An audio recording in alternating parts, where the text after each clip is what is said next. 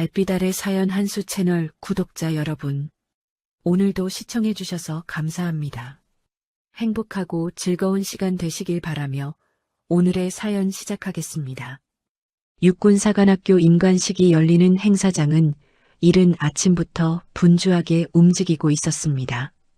단정하게 다듬어진 잔디 위로 흰 천막이 드리워져 있었고 줄지어 놓인 의자마다 가족들이 하나둘 자리를 채워가고 있었죠. 카메라를 들고 온 아버지들, 손수건을 꼭 쥔 어머니들, 어색하게 차려입은 형제자매들. 공기 중에는 긴장과 기대가 뒤섞여 있었고 어딘가 성스럽기까지 한 분위기가 천막 아래를 가득 채우고 있었습니다.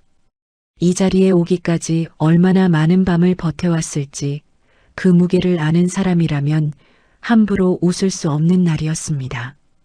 강하윤은 행사장 뒤편 천막 그늘 끝자락에 조용히 서 있었습니다. 수수한 검은 정장은 흠 하나 없이 단정했지만 주변을 가득 채운 화려한 차림새 속에서 유독 눈에 띄지 않는 색이었죠. 강하윤은 그 사실을 알면서도 개의치 않았습니다. 눈에 띄려고 온 자리가 아니었으니까요. 단 한 가지, 오늘 이 자리에서 아들의 이름이 불릴 때 그 소리를 두 귀로 온전히 듣기 위해 여기까지 왔습니다. 그것만으로 충분했습니다. 강하윤의 시선은 단상을 향해 고정되어 있었지만 마음은 잠깐씩 과거의 어느 저녁으로 흘러들어갔습니다. 아들 도윤이 중학교에 갓 올라가던 해 교복을 새 것으로 사줄 형편이 되지 않아 이웃 동네 중고 시장을 2시간이나 돌아다녔던 기억이었습니다. 어깨솔기가 살짝 뜯어져 있는 교복 재킷을 집에 돌아와 손으로 한 땀 한 땀 꿰매면서 아들 몰래 눈물을 훔쳤던 그 저녁. 도윤이는 그 재킷을 입고 등교하는 날 아침 엄마 새 것 같아 하고 웃으며 나갔습니다. 그 말이 강하윤의 가슴에 얼마나 깊이 박혔는지 20년이 지난 지금도 선명하게 기억할 수 있었습니다. 강하윤은 그 저녁 자신에게 다짐했습니다. 언젠가는 반드시 이 아이가 스스로의 힘으로 서는 나를 보겠다고, 누구의 도움도 아닌 오직 제 실력으로 이름이 불리는 날을 함께 서서 보겠다고. 그 다짐이 오늘 이 자리에서 열매를 맺으려 하고 있었습니다. 행사장 앞줄에는 오늘따라 유독 눈에 띄는 사람이 있었습니다. 고급 브랜드의 연한 베이지 투피스에 진주 귀걸이까지 맞춰 낀 백설인이었죠. 세련되게 올린 머리카락, 티 하나 없이 정돈된 화장, 손목에 가볍게 걸린 가방 하나가 웬만한 직장인의 2달치 월급으로도 사기 어려울 것이 분명한 차림이었습니다. 백설이는 의자에 앉아서도 자꾸 주변을 둘러보았습니다. 아는 얼굴이 있는지 살피는 것인지 아니면 자신을 알아보는 시선이 있는지 확인하는 것인지 앉아있는 자세 하나에도 의식이 담겨 있었습니다. 사람은 오래 반복한 태도를 몸으로 기억한다 했던가요? 백설인의 몸은 언제나 누군가보다 위에 있는 자리를 향해 정렬되어 있었습니다. 강하윤은 그 뒷모습을 보자마자 알아챘습니다. 20년이 훌쩍 넘는 세월이 흘렀음에도 단번에 알 수 있었죠. 사람의 겉모습은 세월을 따라 변해도 오랫동안 몸에 밴 습관은 쉽게 지워지지 않는 법이었습니다. 강하윤의 가슴 어딘가가 조용히 조여들었습니다. 불쾌함도 아니었고 두려움도 아니었습니다. 아주 오래 서랍 안에 넣어두었던 감정의 봉투를 우연히 손에 쥐게 된 것 같은 느낌이었죠. 펼쳐보고 싶지 않은데 이미 손에 들려버린 그런 감각. 강하윤은 조용히 시선을 거두고 다시 단상 쪽으로 눈을 돌렸습니다. 사회자의 목소리가 마이크를 통해 행사장 전체로 또렷하게 울려 퍼졌습니다. 김도윤 소위. 그 순간 강하윤은 자신도 모르게 가슴을 한번 꽉 움켜쥐었습니다. 수십 번, 어쩌면 수백 번 상상해온 소리였는데 막상 현실에서 들리자 온몸에 전류가 흐르는 것 같았습니다. 귀 뒤에서부터 뜨거운 것이 차오르기 시작했죠. 눈물이 쏟아질 것 같았지만 꾹 참았습니다. 지금은 눈물을 흘릴 때가 아니라 이름이 불리는 쪽을 두 눈 똑바로 뜨고 봐야 할 때였으니까요. 그런데 강하윤만 고개를 든 것이 아니었습니다. 앞줄에 앉아있던 백설인도 바로 그 순간 의자를 뒤로 밀며 자리에서 벌떡 일어났습니다. 도윤아. 그 목소리는 행사장의 정적을 가르며 단번에 퍼져나갔습니다. 크고 당당하고 이 자리의 주인공이 자신이라는 듯한 목소리였죠. 강하윤의 목소리는 그보다 조금 늦게, 그보다 훨씬 낮게, 거의 혼잣말처럼 새어나왔습니다. 도윤아. 두 사람은 거의 동시에 중앙 통로 쪽으로 걸음을 옮겼습니다. 그리고 통로 중간쯤에서 어떤 필연처럼 서로의 얼굴을 마주하게 되었습니다. 시간이 멈추는 것 같았습니다. 사방의 소음이 한순간 멀어지고 오직 그 좁은 통로 안에만 두 사람이 존재하는 것 같은 기묘한 정적이 흘렀습니다. 백설인의 눈이 천천히 커지더니 곧 뭔가를 확인한 듯 입꼬리가 아주 미세하게 그러나 분명하게 비틀렸습니다. 강하윤? 그 이름을 부르는 방식이 반갑거나 놀란 것이 아니었습니다. 믿을 수 없다는 감탄도 아니었죠. 오래된 경멸이 습관처럼 의도하지 않아도 자동으로 묻어나오는 목소리였습니다. 백설이는 강하윤을 천천히 위아래로 훑어보았습니다. 그 시선에는 아무것도 감춰져 있지 않았습니다. 수수한 정장, 화장기 없는 얼굴, 손에 들린 소박한 꽃다발. 백설이는 그것을 보며 마치 자신이 오래전부터 예상해온 그림이 그대로 펼쳐졌다는 듯한 표정을 지었습니다. 야, 너 아직도 그렇게 사니? 거지 같은 년이 여기 웬일이야. 주변 사람들의 시선이 한꺼번에 두 사람에게 쏠렸습니다. 어딘가에서 숨을 삼키는 소리가 들렸습니다. 강하윤의 손이 천천히, 아주 천천히 굳어갔습니다. 꽃다발을 쥔 손가락 끝에 힘이 들어갔지만 강하윤은 아무 말도 하지 않았습니다. 표정도 변하지 않았죠. 단지 숨을 한 번 아주 길고 천천히 들이쉬었습니다. 마치 이 순간을 이미 오래전에 대비해온 사람처럼, 흔들리지 않겠다고 오래 훈련해온 사람처럼. 백설이는 그 침묵을 무너진 것으로 받아들인 듯 한 걸음 더 가까이 다가왔습니다. 설마 내 아들도 육사야? 요즘은 집안도 안 보고 뽐나 보네. 강하윤의 눈빛은 흔들리지 않았습니다. 그러나 가슴 안쪽 가장 깊은 곳에서는 무언가가 조용히 그러나 확실하게 뜨거워지고 있었습니다. 분노도 아니었고 억울함도 아니었죠.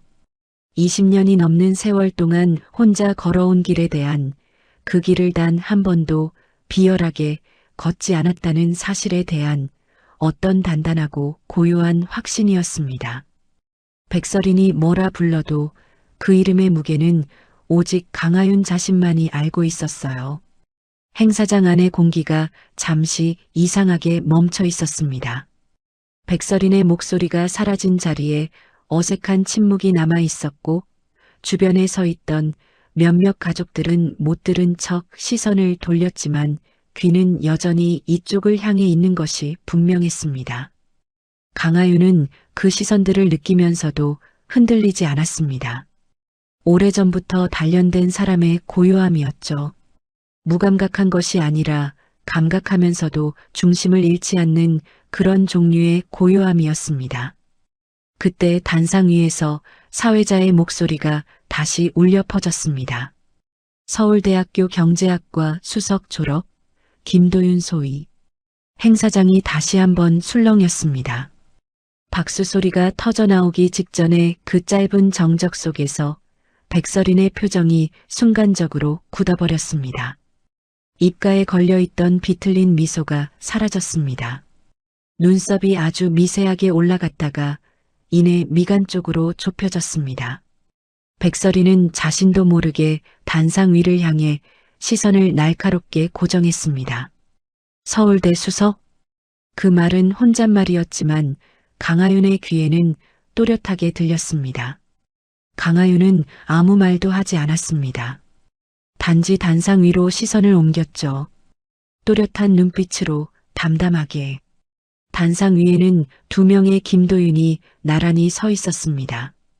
같은 이름을 가진 두 사람이 같은 날, 같은 행사장에서 이름을 불린다는 것은 흔한 일이 아니었습니다.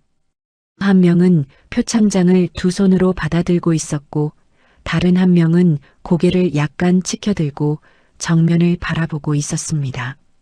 같은 군복을 입고 있었지만 두 사람이 풍기는 분위기는 묘하게 달랐습니다.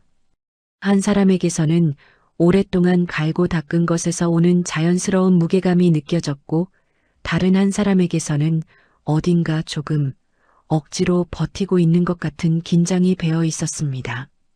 강하윤의 아들 김도윤이 앞으로 한 걸음 나섰습니다. 반듯한 자세였습니다. 어깨가 흔들리지 않았고 시선이 흔들리지 않았습니다. 강하윤은 그 모습을 보면서 입술을 꼭 다물었습니다. 울면 안 된다고, 지금 울면 안 된다고 스스로에게 말하면서 그때 백설인이 낮게 웃었습니다. 소리 없이 코끝으로 빠져나오는 그런 웃음이었죠. 그래봤자 애비도 없이 자란 집안 아니야? 강하윤의 아들 눈빛이 흔들렸습니다. 단상 위에 서 있으면서도 그 말이 어디서 왔는지를 본능적으로 느낀 것인지 아주 짧은 순간 시선이 흔들렸다가 다시 제자리로 돌아왔습니다. 그 흔들림을 강하윤은 놓치지 않았습니다. 가슴이 한 번 세게 쿵 내려앉았죠. 백설이는 멈추지 않았습니다. 오히려 더 천천히, 더 또렷하게 말을 이어갔습니다. 마치 오래 벼려둔 말을 드디어 꺼내는 사람처럼. 너네 엄마 고등학교 때 도시락도 못 사왔잖아. 급식비 못 내서 교실 뒤에 서 있던 애였어. 기억 안 나? 나는 기억하는데. 행사장의 공기가 얼어붙었습니다. 가까이 있던 몇몇 사람들이 동시에 굳어버렸습니다. 누군가는 고개를 살짝 돌렸고 누군가는 시선을 바닥으로 내렸습니다. 아무도 끼어들지 않았습니다. 끼어들 수 있는 자리가 아니었죠. 그 말의 잔인함이 너무 명확해서 오히려 주변이 더 조용해졌습니다. 강하윤은 한 박자 쉬었다가 낮고 단단한 목소리로 말했습니다. 설이나 그만해. 감정이 실리지 않은 목소리였습니다. 분노도 없었고 애원도 없었습니다. 그냥 사실을 말하듯 조용하게 끊어내는 목소리였죠. 백설이는 그 목소리를 듣고 잠깐 멈추는 것 같더니 이내 코웃음을 쳤습니다. 왜? 부끄러워?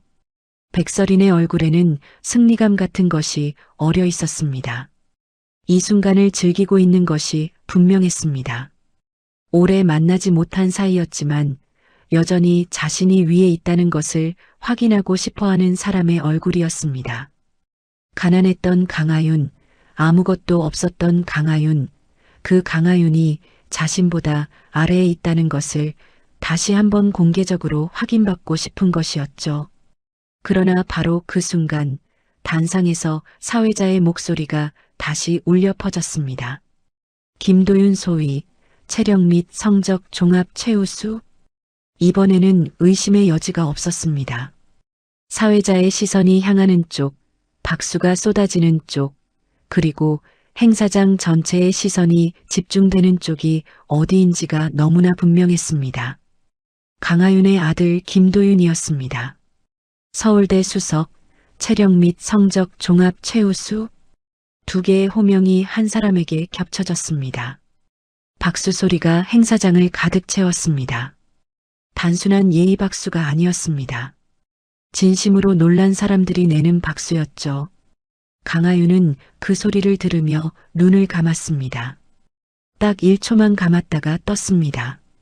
그 1초 안에 얼마나 많은 것들이 지나갔는지는 강하윤만이 알 수 있었습니다. 백설인의 아들 얼굴이 붉게 달아올랐습니다. 단상 위에 서 있는 같은 이름의 사람에게 쏟아지는 박수를 들으며 자신의 이름이 그 박수 안에 없다는 사실을 온몸으로 느끼고 있었습니다. 고개를 어디에 둬야 할지 모르는 것 같았습니다. 시선이 아래를 향했다가 옆을 향했다가 결국 정면을 향했지만 그 눈빛은 공허했습니다. 같은 이름이었습니다. 같은 날, 같은 자리에서 불린 이름이었습니다. 그러나 그 이름이 담고 있는 것은 전혀 달랐습니다. 하나의 이름에는 오랜 시간 동안 쌓아온 것들이 있었고 다른 이름에는 그것을 대신하려 했던 무언가가 있었습니다. 행사장의 박수는 그 차이를 아주 정확하게 그리고 아무런 말 없이 드러내고 있었습니다. 강하윤은 단상 위의 아들을 바라보며 아주 천천히 입술을 움직였습니다. 소리가 나지 않을 만큼 작은 말이었지만 그 말에 담긴 것은 20년이 넘는 세월이었습니다. 잘했다. 임관식 행사가 마무리 단계에 접어들고 있었어요. 단상 위에서 수여식이 끝나고 사회자가 마지막 순서를 안내하는 목소리가 천막 아래로 흘러들었습니다. 가족들은 하나둘 자리에서 일어나 사진을 찍거나 아들, 딸을 향해 손을 흔들었습니다. 행사장 곳곳에서 웃음소리와 카메라 셔터 소리가 섞여 들렸죠. 누군가의 어머니는 아들의 어깨에 달린 별 모양 견장을 손으로 매만지며 눈물을 닦고 있었고 누군가의 아버지는 아들과 악수를 나누다 결국 끌어안았습니다. 강하윤은 그 풍경을 조용히 바라보고 있었습니다. 아들 도윤이 단상에서 내려와 이쪽으로 걸어오고 있었습니다. 반듯하게 다려진 군복, 단정하게 정돈된 자세. 강하윤은 그 걸음걸이를 보면서 자신도 모르게 숨을 고르게 가다듬었습니다. 가슴 안쪽이 조용히 벅차오르고 있었지만 그것을 겉으로 드러내는 것은 나중 일이었습니다. 그런데 행사장 앞쪽에서 갑자기 움직임이 생겼습니다. 단상 뒤편 출입구 쪽에서 진행 요원 몇 명이 바쁘게 오가기 시작했습니다. 무언가가 바뀌고 있었습니다. 행사 진행 중에는 없던 움직임이었죠. 그리고 잠시 후 단상 위에 다시 마이크 소리가 켜졌습니다. 사회자가 아니었습니다. 행사 진행을 맡은 장교가 마이크 앞에 섰습니다. 잠시 후 장군 소개 순서가 있겠습니다. 모든 분들께서는 잠시 자리를 지켜주시기 바랍니다. 행사장이 다시 한번 웅성거렸습니다. 예정에 없던 순서였습니다. 가족들 사이에서 서로 눈을 마주치며 고개를 갸웃거리는 모습이 여기저기서 보였습니다. 백설인도 자리에 앉은 채 눈썹을 살짝 올리며 무대 쪽을 바라보았습니다. 무슨 일인지 모르겠다는 표정이었지만 그 안에는 이 행사의 어떤 부분에서도 자신이 주목받아야 한다는 무의식적인 기대가 깔려 있었습니다. 출입구 쪽에서 발소리가 들렸습니다. 단정한 군화 소리가 단상을 향해 천천히 가까워졌습니다. 사람들의 시선이 일제히 그쪽으로 향했습니다. 그리고 그 인물이 단상 위로 모습을 드러냈을 때 행사장 전체가 아주 짧은 순간 정지하는 것 같았습니다. 군복이었습니다.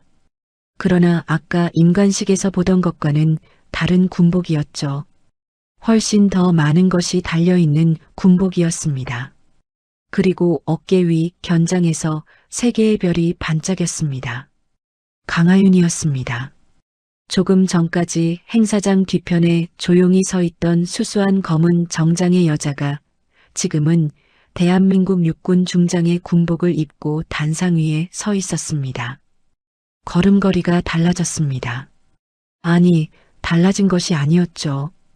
원래부터 그런 사람이었는데 정장 차림이 그것을 가리고 있었던 겁니다. 단상 위에 서자 비로소 그것이 드러났습니다. 어깨의 너비, 시선의 높이, 발끝까지 정돈된 자세. 강하윤은 마이크 앞에 서서 행사장 전체를 한번 조용히 훑어보았습니다. 최연소 3스타 강하윤 장군. 사회자의 소개가 마이크를 통해 울려 퍼지는 순간 행사장 곳곳에서 동시에 반응이 터져 나왔습니다. 박수 소리, 낮은 감탄사, 그리고 서로를 향해 돌아보는 시선들. 최연소라는 수식어가 붙은 별 3개는 그것이 얼마나 드문 일인지를 아는 사람에게는 충분한 설명이었습니다. 백설인의 손에서 명품 가방이 미끄러질 뻔했습니다. 가방 끈을 겨우 다시 붙잡으며 백설이는 단상 위의 강하윤을 바라보았습니다. 눈을 깜빡였습니다. 1번, 2번. 자신이 보고 있는 것이 무엇인지를 뇌가 받아들이는데 시간이 걸리는 것 같았습니다. 입이 살짝 벌어졌다가 닫혔습니다. 조금 전까지 자신이 무슨 말을 했는지가 지금 이 순간 그 말들이 어떤 무게로 되돌아오고 있는지가 백설인의 표정 위로 천천히 번져 올라오는 것 같았습니다. 옆에 앉아있던 백설인의 아들이 낮게 속삭였습니다. 엄마, 저 사람이? 백설이는 대답하지 않았습니다. 대답할 수가 없었죠. 얼굴이 새하얗게 탈색되어 가는 것을 스스로도 느끼고 있는 것 같았습니다. 귀끝이 붉어졌습니다. 방금 자신이 그 사람의 앞에서 한 말들이 하나씩 아주 천천히 되감기고 있었을 겁니다. 거지 같은 년. 집안도 안 보고 뽑나 보네. 급식비 못 내서 교실 뒤에 서 있던 애. 그 말들이 지금 어떤 공간 안에 던져진 것인지를 뒤늦게 깨달아가고 있었습니다. 강하윤은 단상 위에서 짧은 인사말을 전했습니다. 오늘 임관하는 모든 장교들을 향한 말이었습니다.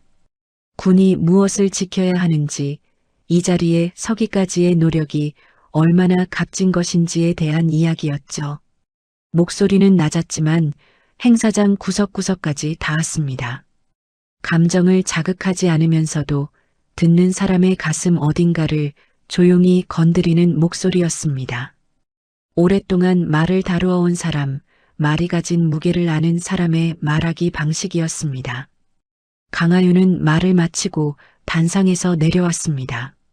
걸음이 단정했고 표정이 단정했습니다. 행사장을 지나가면서 몇몇 장교들이 경례를 올렸고 강하윤은 그것을 조용히 받았습니다. 백설인이 앉아있는 쪽을 지나칠 때 강하윤은 그쪽을 바라보지 않았습니다. 일부러 피한 것이 아니었습니다. 그냥 볼 이유가 없었습니다. 백설이는 그 옆모습을 눈으로 쫓았습니다. 지나가는 강하윤의 어깨 위에 달린 3개의 별을 바라보면서 백설이는 오늘 자신이 행사장 입구에서부터 지금까지 무엇을 해왔는지를, 그리고 그것이 누구 앞에서 한 것인지를 비로소 온전히 이해하기 시작했습니다. 이해가 되는 순간 얼굴이 더 창백해졌습니다. 행사장 밖으로 가을 햇살이 비스듬히 들어오고 있었습니다. 빛은 공평하게 모든 자리를 비추었습니다. 강하윤의 어깨 위에서도 백설인이 앉아있는 의자 위에서도 똑같이 임관식이 끝나고 사흘이 지났습니다. 행사장의 흰 천막은 이미 거쳤고 잔디 위에는 그날의 흔적이라고는 아무것도 남아있지 않았어요. 그러나 그날 행사장 안에서 일어난 일들은 관련된 사람들의 가슴 안에서 각자의 방식으로 천천히 발효되고 있었습니다. 군 인사행정처 내부는 평소와 다름없이 돌아가고 있었습니다. 서류가 오가고 결제가 이루어지고 전화가 끊임없이 울렸습니다. 그러나 그 안에 어느 담당자 책상 위에서 조용하지만 중요한 절차 하나가 시작되고 있었습니다. 이번 임관기수 전체를 대상으로 한 서류 재검증이었습니다. 해외 학위 취득자의 입학 경위 확인, 체력 측정 기록, 원본 대조, 추천서 및 면접 기록 재열람. 항목 하나하나가 꼼꼼하게 체크리스트 위에 올라가고 있었죠. 이 조사는 어느 날 갑자기 시작된 것이 아니었습니다. 이미 수개월 전부터 준비되어 있던 전수감사였습니다. 군 내부의 공정성 강화 방침에 따라 예고되어 있던 절차였고 담당 부서는 임관식 이전부터 자료를 수집하고 있었습니다. 특정 인물을 겨냥한 것이 아니라 말 그대로 모든 기수를 대상으로 한 조사였습니다. 그러나 백설이는 그렇게 받아들이지 않았습니다. 아들에게서 연락이 온 것은 임관식 사흘째 되던 날 오후였습니다. 임관 절차 일부가 보류되었다는 내용이었습니다. 해외 대학 입학 관련 서류를 추가로 제출해야 하고 체력 기준 측정 기록도 원본으로 다시 확인이 필요하다는 것이었죠. 공식적인 안내 문자가 왔고 담당 장교의 연락도 뒤따라왔습니다. 절차적이고 건조한 내용이었습니다. 그러나 백설인의 귀에는 그 내용이 전혀 다르게 들렸습니다. 백설이는 전화기를 내려놓자마자 거실 소파에 앉아 한참 동안 움직이지 않았습니다. 넓고 깔끔하게 정돈된 거실이었습니다. 창밖으로는 도심의 고층 빌딩들이 줄지어 서 있었고 햇빛이 통유리를 통해 반듯하게 들어오고 있었습니다. 모든 것이 제자리에 있었습니다. 그러나 백설인의 내부에서는 무언가가 제자리를 잃고 흔들리기 시작하고 있었죠. 이게 다 걔 때문이지. 중얼거리는 목소리였지만 확신에 차 있었습니다. 강하윤. 임관식 단상 위에서 별 3개를 달고 내려온 그 여자. 자신이 고등학교 시절 도시락도 못 싸오던 그 여자가 지금은 군 전체의 영향력을 행사할 수 있는 자리에 앉아 있다는 사실. 백설이는 그것이 여전히 머릿속에서 제대로 정렬되지 않는 것 같았습니다. 그리고 그 정렬되지 않는 혼란이 지금 이 상황에 대한 분노와 뒤섞여 하나의 결론으로 수렴되고 있었습니다. 강하윤이 손을 쓴 것이라고. 백설이는 남편에게 전화를 걸었습니다. 남편은 굵직한 군 납품 계약을 여러 건 보유하고 있는 회사의 대표였습니다. 사업적으로 군과 연결된 지점이 많았고 그것이 아들의 입관 과정에서 일종의 배경이 되어주었던 것도 사실이었습니다. 백설이는 그것을 문제라고 생각해 본 적이 없었습니다. 능력 있는 부모가 자식을 위해 할 수 있는 일을 하는 것, 그게 뭐가 잘못이냐는 것이 백설인의 오랜 생각이었죠. 세상이 다 그렇게 돌아간다고, 다만 방법을 아는 사람과 모르는 사람이 있을 뿐이라고. 그러나 남편의 목소리는 조용했습니다. 조용하되 그 안에 무언가 억누르고 있는 것이 느껴지는 목소리였습니다. 설인아, 나도 오늘 연락 받았어. 무슨 연락? 회사 쪽으로도 감사 들어왔어. 군 납품 계약 관련해서. 백설이는 잠시 말을 잃었습니다. 전화기를 쥔 손가락에 힘이 들어갔죠. 그게 도윤이 것이랑 관련 있는 거야? 조사 중이래. 아직 뭐라고 단정할 수는 없어. 남편은 거기서 말을 끊었습니다. 더 이상 말하지 않아도 되는 것들이 침묵 속에 남아 있었습니다. 백설이는 전화를 끊고 한동안 멍하니 앉아 있었습니다. 창밖의 빌딩들이 여전히 그 자리에 서 있었고 햇빛은 여전히 반듯하게 들어오고 있었습니다. 그러나 조금 전과 같은 공간이 다르게 느껴졌습니다. 무언가가 조금씩 조여드는 것 같은 느낌이었죠. 백설이는 강하윤이 한 일이라고 생각했습니다. 그렇게 생각하는 것이 지금 이 상황을 버티는 가장 쉬운 방법이었습니다. 누군가 때문이라고 믿으면 자신은 피해자가 되고 피해자는 억울하기만 하면 됩니다. 억울함은 두려움보다 견디기가 쉬우니까요. 그러나 사실은 달랐습니다. 감사는 강하윤이 지시한 것이 아니었습니다. 오래전부터 예정되어 있던 절차였고 이제 그 절차가 백설인의 가족이 쌓아온 것들 위로 조용히 손전등을 들이밀고 있는 것이었습니다. 백설이는 그날 저녁 아들 방문을 두드렸습니다. 아들은 책상 앞에 앉아 있었지만 책을 보고 있지는 않았습니다. 그냥 앉아 있었습니다. 백설이는 아무 말도 하지 못하고 잠시 문 앞에 서 있다가 돌아섰습니다. 무슨 말을 해야 할지 몰랐습니다. 괜찮다고 말하고 싶었지만 괜찮을 것이라는 확신이 없었고 확신 없는 말을 아들에게 하는 것이 처음으로 두렵게 느껴졌습니다. 백설이는 늘 자신 있는 사람이었습니다. 자신감이 없을 때도 자신 있는 척을 하는 사람이었습니다. 그런데 오늘은 그 척조차 할 수가 없었습니다. 복도 끝 창문 너머로 밤이 깊어가고 있었습니다. 도시의 불빛은 여전히 찬란했지만 백설인의 가슴 안쪽에서는 처음으로 서늘한 바람이 불기 시작하고 있었어요. 언론 보도가 나온 것은 감사가 시작되고 열흘이 지난 뒤였습니다. 처음에는 작은 기사였습니다. 군 관련 온라인 매체 하나에서 짧게 다룬 내용이었죠. 이번 인간기수 일부에서 해외 입학과정 특혜 의혹이 제기되고 있다는 내용이었습니다. 기사는 구체적인 이름을 언급하지 않았습니다.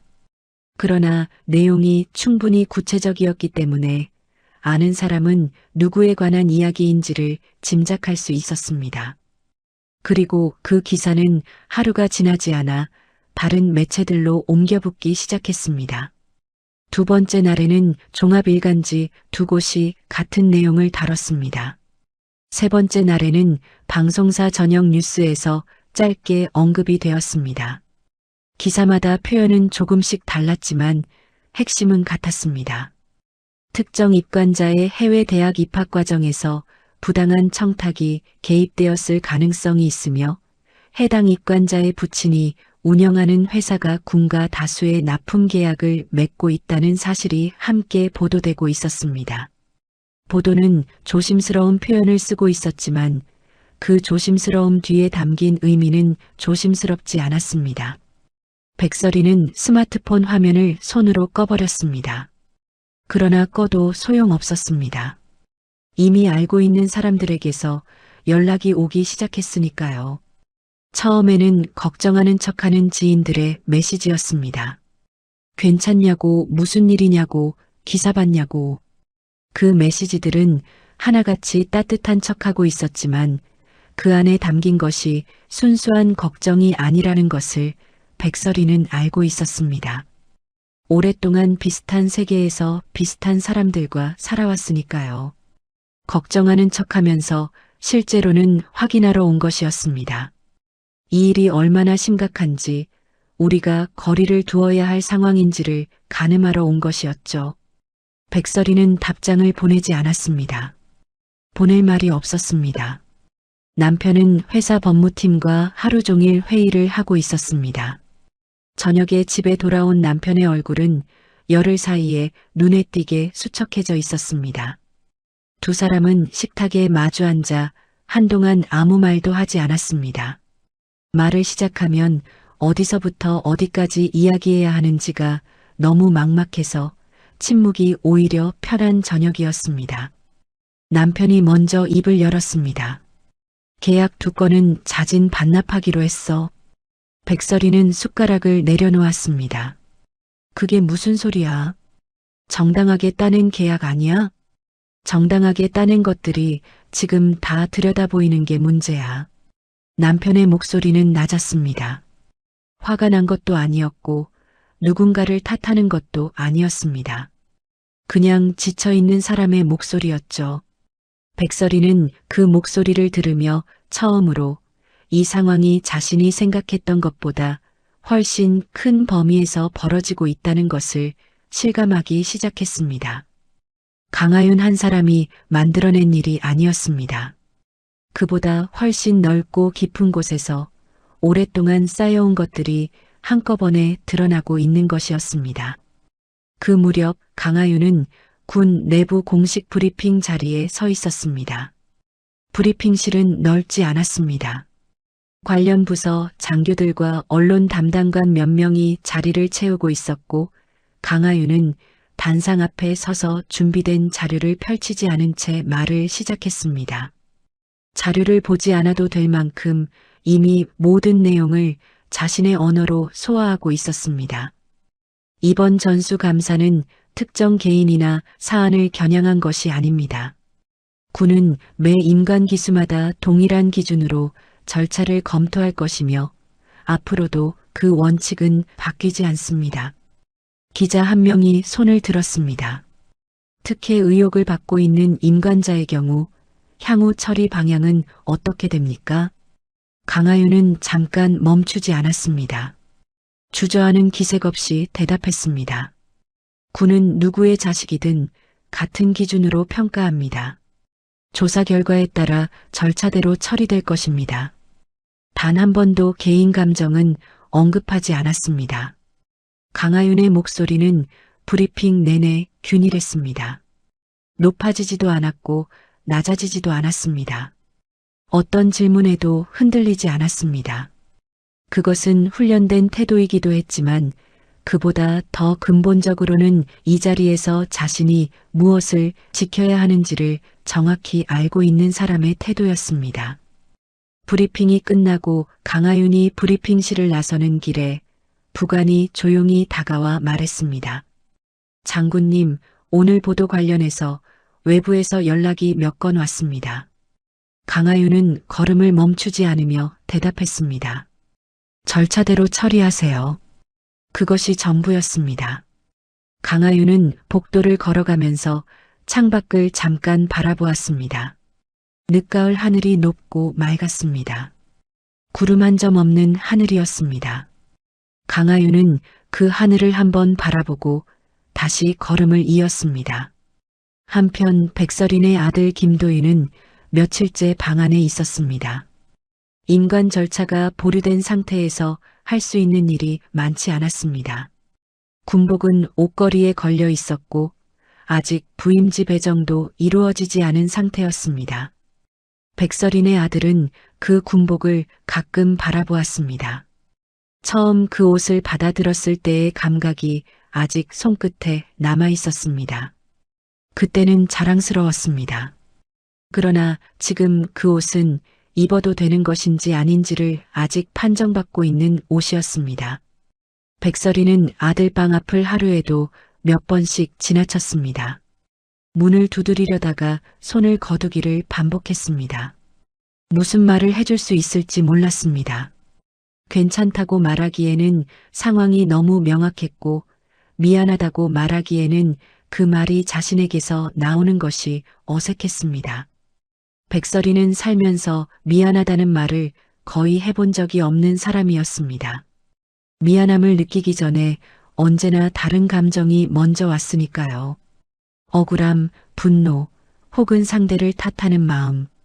그것들이 미안함이 자라날 자리를 먼저 차지해버리곤 했습니다. 그러나 지금은 그 자리들이 조금씩 비어가고 있었습니다. 창밖의 가을이 깊어지고 있었습니다.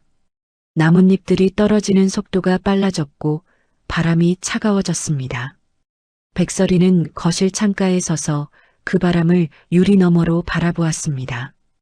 유리창은 차가웠고 그 너머의 세계는 멈추지 않고 계속 움직이고 있었습니다. 결정은 생각보다 빨리 왔어요. 감사 결과가 내부적으로 정리되고 담당 부서에서 최종 검토를 마친 것은 보도가 나온 지 2주가 조금 넘은 시점이었습니다. 백설인의 아들 김도희는 그날 오전 담당 장교로부터 면담 요청을 받았습니다. 면담실은 작고 조용한 방이었습니다. 창문 하나, 책상 하나, 의자 2개. 군더더기 없이 단출한 공간이었죠. 담당 장교는 서류를 책상 위에 올려놓고 간결하게 설명했습니다. 해외 대학 입학 과정에서 외부 청탁이 개입된 정황이 확인되었으며 이는 군 인사 규정상 임관 자격 요건에 부합하지 않는다는 내용이었습니다. 어렵거나 모호한 표현이 없었습니다. 명확하고 건조했습니다. 백설인의 아들은 그 설명을 다 들은 뒤 한동안 아무 말도 하지 않았습니다. 창문도 없는 쪽 벽을 바라보며 그냥 앉아 있었습니다. 담당 장교는 서두르지 않았습니다. 충분한 시간이 흘렀습니다. 그리고 백설인의 아들이 천천히 입을 열었습니다. 사퇴서를 내겠습니다. 담당 장교가 잠깐 멈추었습니다. 강요에 의한 것이 아닌지 확인하는 절차상의 질문을 몇 가지 했습니다. 백설인의 아들은 모든 질문에 또렷하게 대답했습니다. 본인의 의사임을 확인한다고, 이의가 없다고. 목소리가 떨리지 않았습니다. 오히려 며칠 전보다 더 안정되어 있는 것 같았습니다. 오래 흔들리다가 결국 바닥을 디딘 사람에게서 나오는 그런 안정감이었습니다. 백설인이 그 소식을 들은 것은 같은 날 오후였습니다. 아들에게서 직접 들었습니다. 전화가 아니라 직접 거실 소파에 나란히 앉아서였습니다. 아들은 담담했습니다. 설명하는 목소리가 흔들리지 않았고 백설인의 눈을 피하지도 않았습니다. 오히려 백설인이 아들의 눈을 제대로 바라보기가 어려웠습니다. 엄마, 나 실력으로 들어온 게 아니야. 그 말은 짧았습니다. 그러나 그 짧은 말이 백설인의 가슴 안으로 들어오는 데는 시간이 걸렸습니다. 들어오는 속도가 느렸고 들어오고 나서 자리를 잡는데도 시간이 걸렸습니다. 백설이는 즉각적으로 반박하려 했습니다. 내가 노력하지 않은 것은 아니잖아. 내 성적이 나쁜 것도 아니었잖아. 엄마가 도운 것이 잘못이냐. 그 말들이 목구멍까지 올라왔습니다. 그러나 나오지 않았습니다. 아들의 눈빛이 그 말들을 막았습니다. 아들의 눈빛은 엄마를 원망하고 있지 않았습니다. 그것이 오히려 더 아팠습니다. 원망이 담겨 있었다면 백설이는 방어할 수 있었을 겁니다. 맞받아치거나 억울함을 꺼내거나 자신도 힘들었다고 말할 수 있었겠죠. 그러나 아들의 눈빛에 있는 것은 원망이 아니었습니다. 체념도 아니었습니다. 오랫동안 뭔가를 붙잡고 있다가 이제 내려놓은 사람의 홀가분하면서도 쓸쓸한 눈빛이었습니다. 그 눈빛 앞에서 백설이는 아무것도 할 수가 없었습니다. 아들이 방으로 들어간 뒤 백설이는 소파에 혼자 앉아 있었습니다. 거실은 넓었고 조용했습니다. 창밖에는 늦가을 오후의 햇빛이 기울어져 들어오고 있었습니다. 백설이는 그 햇빛을 바라보면서 자신이 평생 믿어온 것들을 하나씩 꺼내보기 시작했습니다. 돈이 있으면 길이 생긴다는 것, 아는 사람이 있으면 막힌 것도 뚫린다는 것, 세상은 결국 줄을 잘 잡은 사람이 앞서간다는 것. 백설이는 그것들을 진리처럼 믿어왔습니다. 그 믿음 위에서 살아왔고 그 믿음으로 아이를 키워왔습니다. 그런데 지금 그 믿음들이 하나씩 흔들리고 있었습니다. 돈으로 막을 수 없는 영역이 있다는 것을 백설이는 이제야 알아가고 있었습니다. 그것도 자신의 아들을 통해서. 자식을 위한다고 했던 일이 결국 자식의 발목을 잡는 일이 되었다는 것을. 백설이는 그 사실이 인정되는 순간 가슴 한가운데가 텅 빈 것 같은 감각을 느꼈습니다. 통증도 아니었고 눈물도 아니었습니다. 그냥 공허했습니다. 오랫동안 가득 채워져 있다고 믿었던 무언가가 사실은 처음부터 없었다는 것을 발견한 것 같은 느낌이었습니다. 백설이는 핸드폰을 들었다가 내려놓았습니다. 누군가에게 전화를 하고 싶었지만 걸 곳이 없었습니다. 평소라면 연락할 사람이 많았습니다. 그러나 지금 이 감각을 나눌 수 있는 사람이 누구인지를 생각해 보니 아무도 떠오르지 않았습니다. 그동안 백설인의 주변에 있던 사람들은 비슷한 것을 가진 사람들이었습니다. 비슷한 아파트, 비슷한 차, 비슷한 자녀, 교육열. 그것들을 공유하는 사이였지 이런 감각을 나눌 수 있는 사이가 아니었습니다. 백설이는 오랫동안 창밖을 바라보았습니다. 해가 기울수록 거실 안의 그림자가 길어졌습니다. 백설이는 그 그림자가 소파 끝까지 닿는 것을 가만히 지켜보았습니다. 움직이지 않았습니다. 움직일 이유를 찾지 못하고 있었습니다. 그날 저녁 남편이 퇴근하고 들어왔을 때 백설이는 여전히 같은 자리에 앉아 있었습니다. 남편은 아무 말도 하지 않고 백설인 옆에 앉았습니다. 두 사람은 한동안 말없이 어두워지는 거실을 바라보았습니다. 불을 켜는 사람이 없었습니다. 어둠이 천천히 방 안을 채워갔고 두 사람은 그 안에 그냥 앉아 있었습니다. 백설인이 처음으로 생각했습니다. 강하윤이 틀린 것이 아니었다고. 강하윤이 옳았던 것이 아니라 그냥 처음부터 어떤 것들은 돈으로 살 수 없는 것이었다고. 그 생각이 들어오는 순간 눈물이 나왔습니다. 소리 없이 아주 천천히. 백설이는 그 눈물이 어디서 오는 것인지를 한동안 알지 못했습니다. 그러다가 알았습니다. 아들에 대한 미안함이었습니다. 살면서 거의 느껴본 적 없는 그 감정이 이 어두운 거실 안에서 처음으로 온전하게 백설인의 몸 안으로 들어오고 있었습니다. 비가 내리기 시작한 것은 오후 2시쯤이었어요. 처음에는 가늘게 내리다가 1시간이 지나자 제법 굵은 빗줄기로 바뀌었습니다. 늦가을의 비는 여름 비와 달랐습니다. 요란하지 않았습니다. 소리 없이 스며드는 것 같으면서도 맞으면 뼛속까지 차가워지는 그런 비였습니다. 거리의 사람들은 우산을 펼치거나 처마 밑으로 몸을 피했고 빗소리가 도시의 소음을 한 겹 덮었습니다. 강하윤은 집무실에서 서류를 검토하고 있었습니다. 창문 너머로 빗줄기가 유리를 타고 내리고 있었습니다. 강하윤은 가끔 그쪽으로 시선을 옮겼다가 다시 서류로 돌아왔습니다. 오후 일정이 2건 있었고 저녁에는 부하 장교들과의 간담회가 예정되어 있었습니다. 평소와 다름없는 하루였습니다. 그런데 오후 3시가 조금 넘었을 때 부관이 노크를 하고 들어왔습니다. 장군님, 외부에서 면담 요청이 들어왔습니다. 강하윤은 서류에서 눈을 들었습니다. 누구죠? 부관이 이름을 말했습니다. 강하윤은 잠깐 멈추었습니다. 아주 짧은 정지였습니다. 그리고 조용히 말했습니다. 들어오시라고 하세요.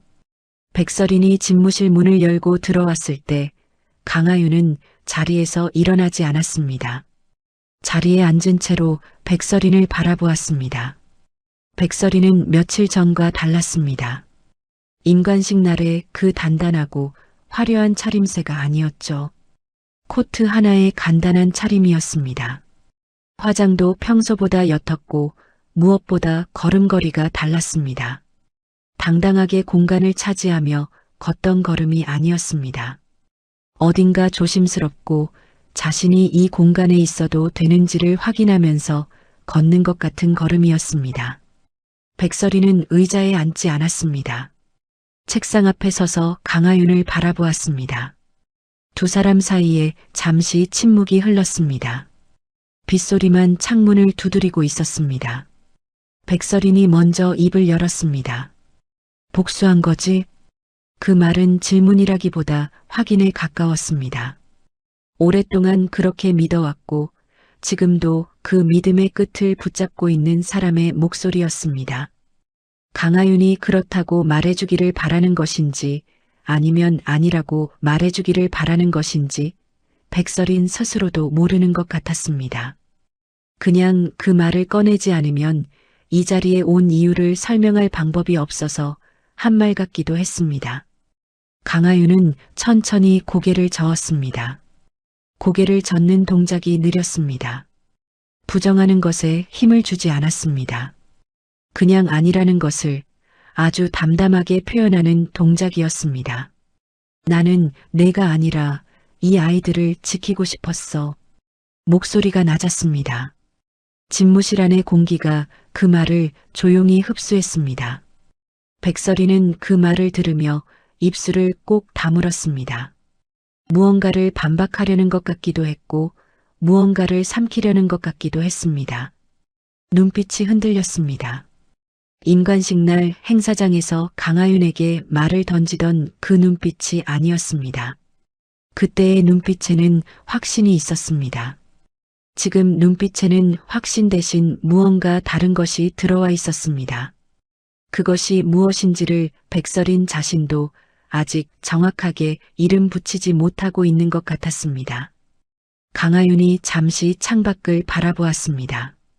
빗줄기가 유리창을 타고 구불구불 흘러내리고 있었습니다. 강하윤은 그것을 잠깐 바라보다가 다시 백설인을 향해 시선을 돌렸습니다. 설이나 오랫동안 부르지 않았던 이름이었습니다. 그 이름을 부르는 방식이 임관식 날과는 전혀 달랐습니다. 그날 강하윤이 그 이름을 부른 것은 멈추게 하기 위해서였죠. 지금은 달랐습니다. 지금은 그냥 오래전에 같은 교실에 앉아 있던 사람에게 말을 건네는 것처럼 불렀습니다. 그 시절에도 나는 무너지지 않았어. 짧은 말이었습니다. 그러나 그 말 안에는 설명이 필요 없는 것들이 가득 차 있었습니다. 도시락을 싸오지 못했던 날들, 급식비를 내지 못해 선생님 앞에 서야 했던 날들, 중고 교복을 입고 등교하면서 아무렇지 않은 척해야 했던 날들, 그리고 그 모든 날들을 지나오면서도 비열해지지 않으려 했던 것들, 무너지지 않으려 했던 것들. 강하윤은 그것들을 자세히 설명하지 않았습니다. 설명하지 않아도 백설이는 알고 있을 것이었습니다. 그 시절을 함께 보낸 사람이었으니까요. 백설이는 고개를 들지 못했습니다. 시선이 바닥 어딘가에 머물러 있었습니다. 입술이 조금 움직였습니다. 무언가를 말하려는 것 같았지만 소리가 나오지 않았습니다. 아마도 미안하다는 말을 하려고 했을 겁니다. 그러나 그 말이 자신의 입에서 나오는 것이 어색해서 혹은 지금 와서 그 말을 한다는 것이 너무 늦은 것 같아서 결국 나오지 못한 것 같았습니다. 강하윤은 백설인이 말하지 못하는 것을 기다리지 않았습니다. 재촉하지도 않았습니다. 그냥 그 침묵을 자연스럽게 두었습니다. 사람이 말을 하지 못하는 데는 이유가 있고 그 이유를 억지로 걷어낼 필요는 없다는 것을 아는 사람처럼. 잠시 후 강하윤이 말했습니다. 앉을래? 백설이는 그제야 천천히 의자를 당겨 앉았습니다. 두 사람은 책상을 사이에 두고 마주 앉았습니다. 창밖에 비는 여전히 내리고 있었습니다. 빗소리가 집무실 안을 조용히 채우고 있었습니다. 오래전 같은 교실에 앉아있던 두 사람이 전혀 다른 자리에서 전혀 다른 사람이 되어 다시 마주 앉아 있었습니다. 백설인이 낮게 말했습니다. 너는 무섭지 않았어? 그 시절에. 강하윤은 잠깐 생각하는 것 같았습니다. 거짓말을 하지 않으려는 것처럼, 정확한 말을 찾으려는 것처럼. 무서웠지. 근데 무너지면 더 무서울 것 같았어. 백설이는 그 말을 듣고 아무 말도 하지 않았습니다. 그냥 앉아서 빗소리를 들었습니다. 강하윤도 더 말을 보태지 않았습니다. 두 사람 사이에 흐르는 침묵은 임관식 날의 침묵과는 성격이 달랐습니다. 그날의 침묵은 날이 서 있었습니다. 지금의 침묵은 날이 없었습니다. 그냥 오랫동안 팽팽하게 당겨져 있던 무언가가 조금씩 풀려나가는 것 같은 침묵이었습니다. 창밖에 비가 조금씩 가늘어지고 있었습니다. 늦가을 오후의 빛이 빗속에서도 희미하게 남아 있었습니다. 두 사람은 그 빛이 더 옅어지는 것을 말없이 바라보았습니다. 부임지로 떠나는 날 아침은 유난히 맑았어요.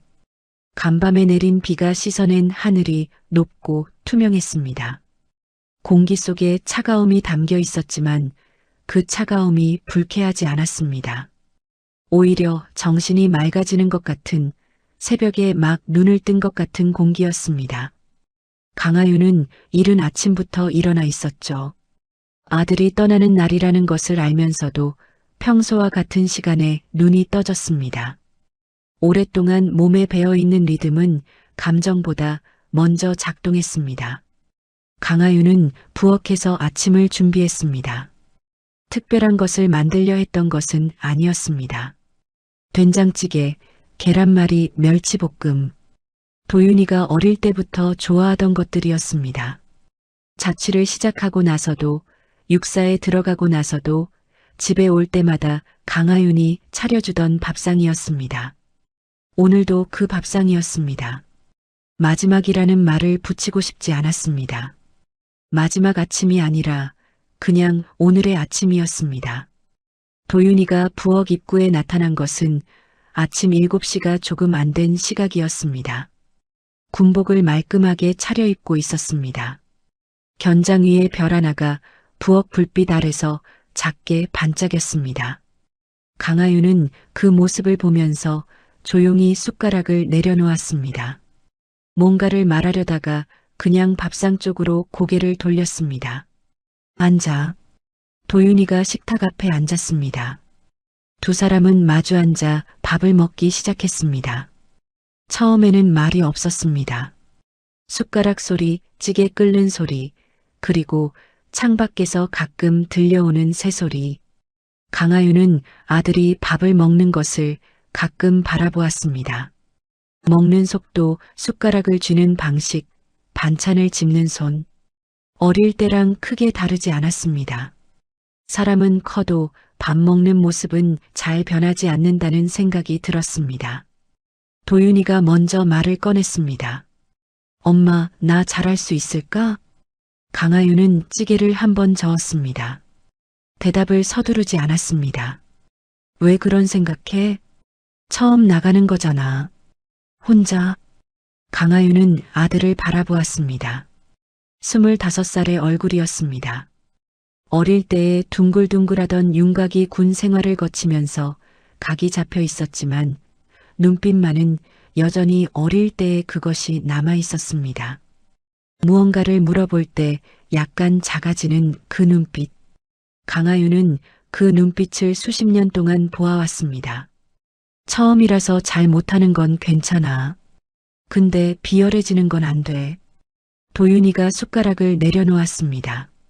엄마의 말을 천천히 받아들이는 것 같았습니다. 비열해진다는 게 어떤 거야, 엄마한테는. 강하윤은 잠깐 생각했습니다. 이 질문에 대한 답을 20년 넘게 몸으로 살아왔지만 말로 정리한 적은 많지 않았습니다. 힘든 걸 남한테 떠넘기는 거, 내가 틀렸는데 상대가 틀렸다고 우기는 거, 약한 사람 앞에서 강한 척하는 거, 그런 것들. 도윤이는 고개를 끄덕였습니다. 말없이 고개를 끄덕이는 방식이 이해했다는 것인지 생각 중이라는 것인지 구분이 되지 않았습니다. 강하윤은 그것을 굳이 구분하려 하지 않았습니다. 밥을 다 먹고 나서 도윤이가 그릇을 개수대로 가져갔습니다. 강하윤이 말렸지만 듣지 않았습니다. 두 사람이 나란히 서서 설거지를 했습니다. 아들이 그릇을 씻으면 강하윤이 헹구고 엎어놓는 방식으로 말없이 손을 맞췄습니다. 오래 함께 산 사람들 사이에서만 가능한 리듬이었습니다. 설거지가 끝나고 도윤이가 짐을 챙기러 방으로 들어갔습니다. 강하윤은 부엌 창가에 잠깐 서 있었습니다. 창밖으로 아파트 단지 안의 나무들이 보였습니다. 잎이 거의 다 떨어진 나무들이었습니다.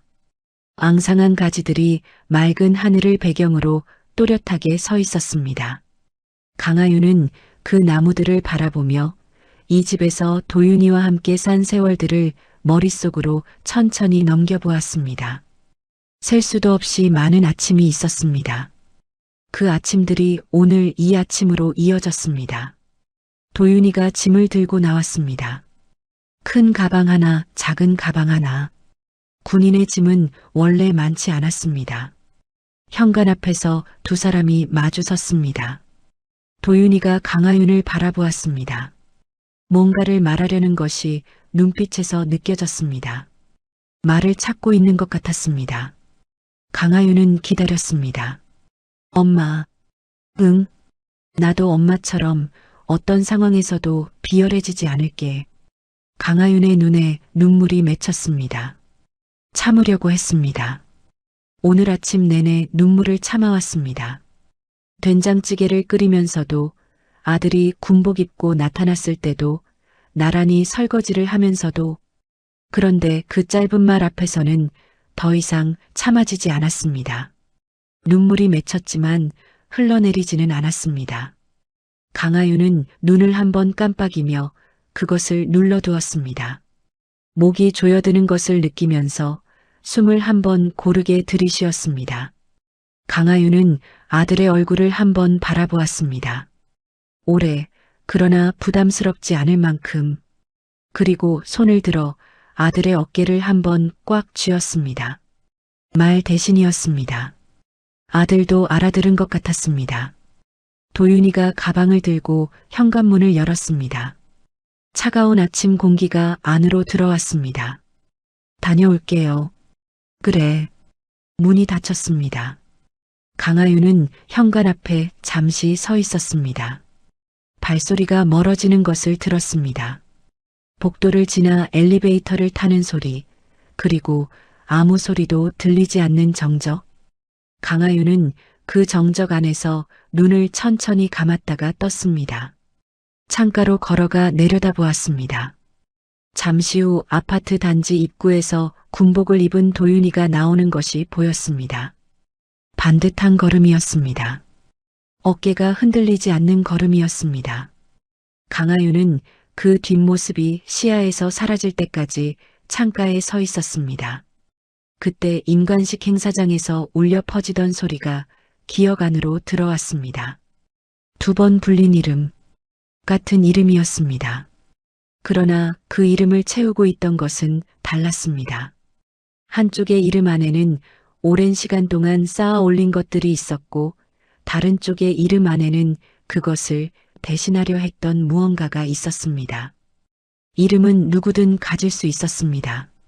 그러나 그 이름이 불릴 때 울리는 소리의 무게는 살아온 방식이 결정하는 것이었습니다.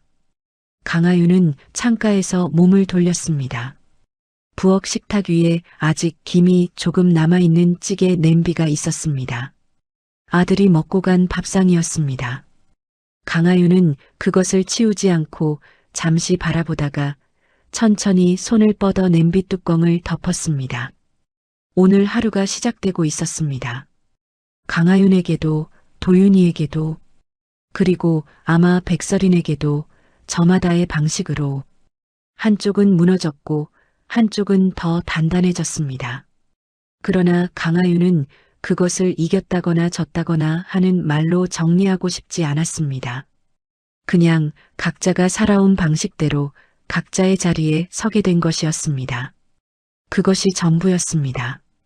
그것으로 충분했습니다. 창밖의 나무들이 바람에 조용히 흔들렸습니다. 잎이 다 떨어진 가지들이었지만 뿌리는 땅속 깊이 살아 있었습니다. 봄이 오면 다시 싹이 날 것이었습니다. 강하윤은 그 나무들을 한 번 더 바라보고 집무실로 향할 코트를 들어 올렸습니다. 오늘도 해야 할 일이 있었습니다.